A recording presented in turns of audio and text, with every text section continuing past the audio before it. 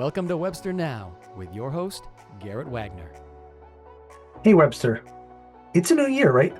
That moment where you suddenly believe this is the year things finally change. Come on, we know the feeling. This year is going to be the year that I stick to the plan, that I follow through. The year I'm not quitting my resolutions by February. And whether we're talking about our own personal goals or town-wide, one truth remains the same. Intentions, those are easy. Execution, that's the hard part. In fact, most resolutions are abandoned by February. Or sooner. Yeah. It's not a joke. Tonight, we're talking about Webster's New Year resolution, the updated comprehensive plan, which you missed it, had one of its public meetings in mid-December 2025. There's maybe 30-ish people in the room. So a lot of you, you weren't there, but it's super important. And I really wanted to share with all of you some more insight of what's going on, where you can go for more information, and how you can get more involved and use your voice and be represented, right? Because it's about thinking through what it actually takes to make sure this plan doesn't fade out into the background once the calendar flips over. Because a plan isn't successful just because it exists. It's successful when it guides decisions, when it shapes priorities, and when people are willing to hold themselves and each other accountable to it. I made a resolution to floss, and I did it. 12:01, January 1st, bam, blood everywhere. Well, not all of us are Michael freaking Scott. So today, we're going to look at what this updated plan is really committing to, where it's strongest, and where it still needs broader community involvement, shall we say, and how execution actually happens, not in theory, but in practice. And as always, we're going to do it honestly, cleanly, and without pretending this stuff is easy, right? Because if Webster's going to make a resolution about its future, this is the moment that decides whether we actually keep it. Before we begin, just a reminder, the views shared today are solely mine and are not official town policy or action. So let's get into it. When people talk about New Year's resolutions, they usually say things like, I want to be healthier. I want to save money. But none of that matters until you get specific about the how, right? And that's what this part of the comprehensive plan update is doing. Because the document we're talking about today is called the Vision and Policy Framework. Okay, that's where we're at right now in the plan process. And that name matters because it's not just listing projects, it's setting priorities. The vision itself is pretty clear. Webster wants to be a town where growth is thoughtful, where neighborhoods are livable, where the economy is strong without bulldozing everything in sight, and where natural resources are open, spaces are protected, not as an afterthought, but as a core value. That is an amazing starting point, right? I think most of us can agree in the bulk of that. That's what we want to see for the town. So when they recently made this presentation to the town residents back in December, one thing that stood out to me in the presentation and really came through in the committee discussion is this plan is intentionally built in layers, right? Kind of like an onion, maybe better a cake. Onions have layers. Ogres have layers. Onions have layers. You get it. We both have layers. You've got it. A vision, which is long-term direction, right? Policies, which narrow that direction by topic. Objectives, which can be measured and realistic over 5 and 10 years. And action items, which are the actual things the town can do, right? And that structure matters because this is where a lot of towns, including us in the past, get tripped up, right? Because if the plan is too vague, we can't secure grants. Say we want better walkability or we support open space, doesn't get you grant funding. Grant agencies want clarity, where, why, and for what purpose. But if the plan is too specific, that can backfire too. Imagine we write in the plan to say, we will build a trail of exactly this length and exactly this location, use exactly this design. Now, a state or federal grant comes along that funds trails, but only if they meet slightly different criteria. Suddenly Webster doesn't qualify, not because the project is bad, because the plan boxed us too far in, right? And that's the space this framework is trying to occupy. Enough detail to unlock funding and guide growth, but not so much detail that will limit Webster's ability to respond to real-world opportunities. Another great point in the meeting was we have to step back and look at this from what they call the 40,000-foot view, right? Not chasing individual pet projects, but looking how transportation, housing, parks, economic development, environmental protection all reinforce each other, right? And you see that clearly in the big 5 policy areas this plan focuses on, right? Those are transportation and connectivity, how people move safely through town, parks, recreation, and community services, right? How people actually use the town. Local and economic investment, how Webster pays its bills without selling its soul. Neighborhood living, housing choices that work across generations. And natural resources, open space, and resiliency, what we want to protect for the long haul. Right? Those are not random buckets. They are a statement of value. This is Webster saying we want growth, but not at the expense of character. We want development, but not sprawl. We want investment, but not chaos. And here's the part that matters most. This framework is designed to be future-oriented, but also grounded in reality. Right? The plan explicitly talks about the need to be detailed enough to guide elected officials, inform zoning decisions, and qualify for that state and federal funding we talked about, right? But we said, but flexible enough that doesn't lock the town into bad decisions when conditions change, right? And that balance in this plan that's being shaped didn't happen by accident. It came up repeatedly in the discussion. Because the idea that a good plan gives direction without pretending it can predict everything. And that's part of the goal. Make this feel less like a wish list and more like an actual resolution, okay? Not, we should do better someday, but this is what we're aiming for. This is how we measure progress, and this is how future decisions are supposed to line up, right? Now, intentions are the easy part. And that's why the next segment is where we start asking the harder questions. Where's the plan the strongest? Where is it still in input? And how do we make sure this doesn't quietly fall apart once the year gets busy? Come on, like all those resolutions where we make, right? All right. If you're wondering where this updated plan feels the most serious, the most intentional, and most ready to be followed, it's here, right? The key pillars they laid out. Open space, natural resources, resiliency, right? This section of the plan isn't just aspirational, it's operational. And that matters. Because protecting open space is one of those resolutions everyone agrees with, right up until the moment it conflicts with short-term convenience. What stood out to me in both the presentation and the discussions that were happening at this meeting back in December, which we're talking about here, is it doesn't just say we value open space. It asks much, much harder questions. Like, how do we actually protect it? So here's what's in the plan, right? First, the town would update its green print inventories. Like, that sounds technical, but it's important. It means Webster's committing to maintaining a real up-to-date record of publicly owned open space, environmentally sensitive land, and properties that might be priorities for future protection. In other words, you can't protect what you haven't bothered to inventory, right? Second, the plan calls for creating a community-wide open space plan, right? And this is big. Because instead of reacting to a development one project at a time, an open space plan forces the town to think proactively. Which areas matter most? Why?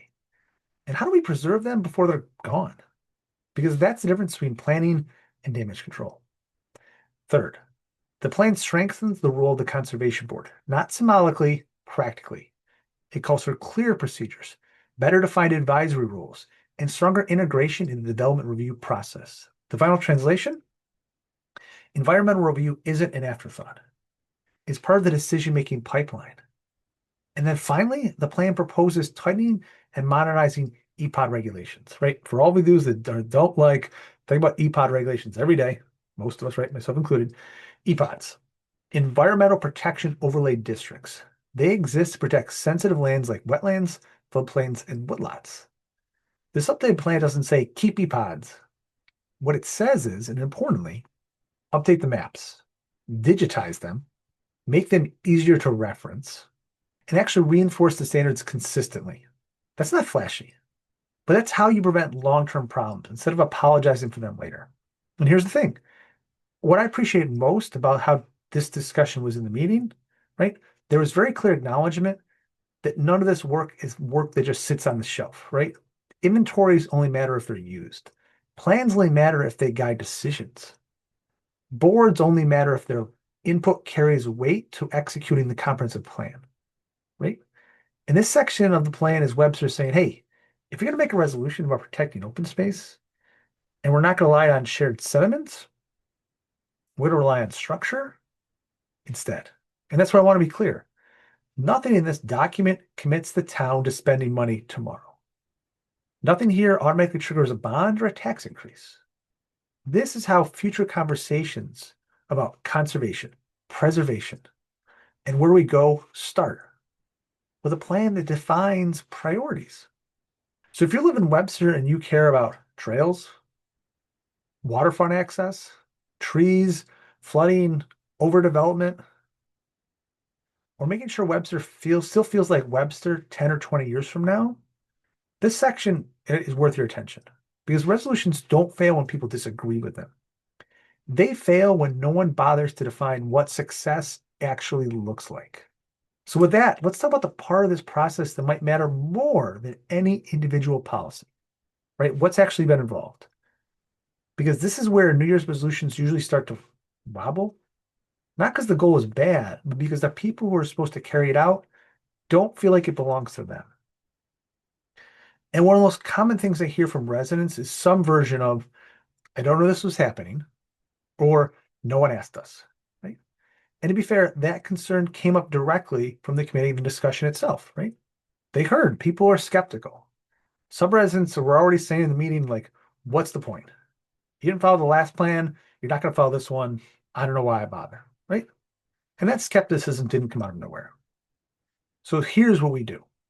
Because there have been stakeholder meetings, business interest, discussions around the Xerox campus, developers, right? Input, and it matters. But here's the harder question, and it's one we should be able to ask out loud. How many touch points is enough?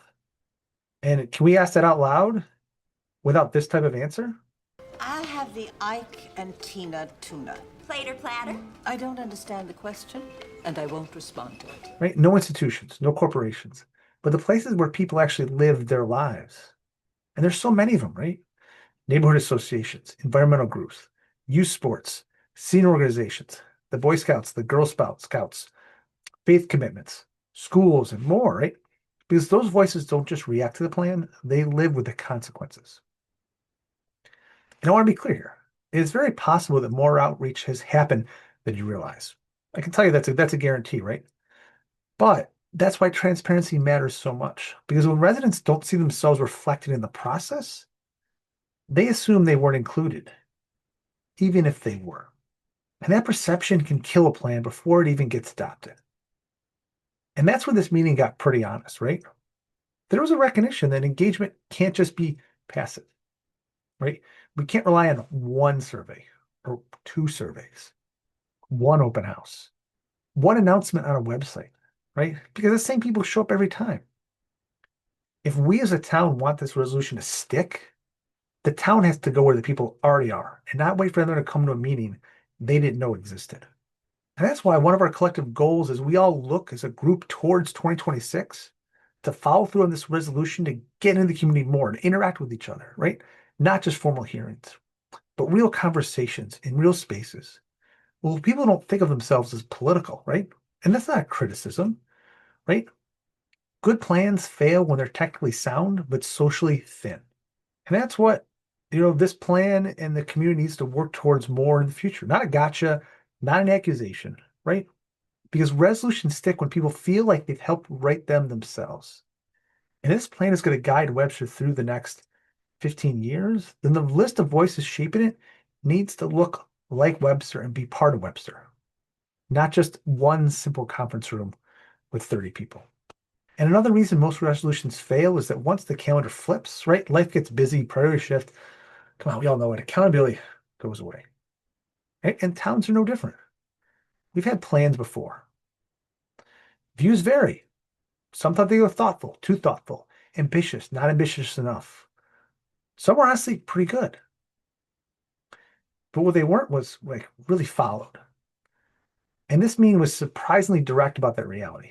There's an acknowledgement that a plan on its own does nothing. A successful plan takes several things to make it work once the plan is created. Staff capacity, funding, political will. In other words, execution is not automatic. It's a choice that has to be made over and over and over again, right? That's why this part of the update matters so much because this plan is explicitly designed to guide decisions, not just sit on a shelf. It's meant to influence a lot in how Webster grows from here. Zoning changes, capital spending, infrastructure priorities, environmental protections, right? But none of that happens unless the people in charge are willing to say, hey, this project sounds good, but does it align with the plan? Whenever I'm about to do something, I think, would an idiot do that? And if they would, I do not do that thing. Right? And that can be uncomfortable because sometimes the answer is no, right? Sometimes the pressure is real. Sometimes the short win might be tempting. And this is where resolutions get tested, right? And this is where I want to pause and be very clear with you, right? Starting in 2026, I'm going to be serving the town board, which means I'm no longer just explaining this plan. I'm part of it. That's why it's important to talk about this, of how do we commit to using this plan as a measuring stick, not just a talking point. Commit to asking in public meetings whether decisions line up with what we said we want for Webster, what you as the community said in this plan you want for Webster. To speaking up when actions drift away from the resolutions we're setting right now. And that doesn't mean every decision is going to be easy, right? It doesn't mean everyone's going to agree. But this does mean the plan won't quietly disappear into a filing cabinet without someone noticing. Because execution, come on, it's not glamorous. It's not ribbon cutting. It's showing up month after month and making the boring decisions consistently to reach that big goal, right? To reach that resolution. That's how resolutions stick. And that's how one survived past January. Because we know this, right? The thing about New Year's resolutions that actually work, they don't work because one person's motivated. They work because someone else notices when you stop trying, right? And that's where the residents in the community comes in. The plan doesn't live or die based on one vote, one meeting, or one personality. It thrives based on whether Webster keeps paying attention after the excitement wears off. And the good news is, participating in this doesn't require a political science degree or a free Tuesday night every week, okay? It's about small, consistent actions. Here's what that looks like for all of you out there, right? First, go to Webster2040.com. You don't have to read every page. You just understand every acronym. Just get familiar with what the town is saying its priorities are. Skim the presentation, right? Because once you know the plan, you can recognize when decisions line up and why they don't with where we're heading. Second, show up wherever you can, right? Future workshop, public meeting, or even just reading about it afterwards, right? Presence matters because decisions feel very different to the people making them when they know the residents are paying attention. Right? Third, use your voice. Right? The Webster 2040 website includes ways to email feedback directly to the town. Right? You don't need a perfect argument. You don't need to be an expert. Some super simple examples. I support this. I'm concerned about that. Have you ever thought about this angle? Right? That's how the plans get better, right? And that's the feedback the town wants to hear from you. So then finally, talk about it at your kitchen table, at practice, at work, with your neighbors, at the gym, right? Resolutions stick when they become part of everyday conversation, not just something that lives in a document or a meeting room or sits on a shelf or an app on your phone, right? Because here's the reality. If the community disengages, execution gets easier to ignore. If residents stay engaged, execution becomes unavoidable. And that's not pressure, that's power. And you don't have to do everything. You just have to do something. Because that's how resolutions survive past January. And that's how Webster gets the future it says it wants, and more importantly, it deserves. So here we are. Webster has set its New Year's resolution. Not a slogan, not a press release, a real plan with priorities, trade-offs, and consequences. And there's one thing we all know about resolutions, it's this. They don't fail because people didn't mean them, right? They fail because once the excitement wears off, people don't follow through. This plan only matters if we show up in real decisions, in budgets, in zoning, in what gets approved and what doesn't. And starting the new year, I'm excited to be serving the town board, which means I'm not just talking about accountability. I'm part of it, right? But this doesn't work if it's just one person, right? Plans stick when residents, that's all of you, stay engaged. When people keep asking questions, when showing up doesn't stop after the first meeting. Like I said, You don't have to do everything. You don't have to agree on everything. You just got to stay a little involved, because a resolution isn't a promise you make once. It's a promise you keep again and again and again. So as we head into the new year, the question isn't whether Webster has a plan. It's whether we're ready to finally stick to it. Stay informed, use your voice, take action. Because every step we take is a step towards a better Webster. You've been watching Webster Now with Garrett Wagner. Join us next time for more local news and updates.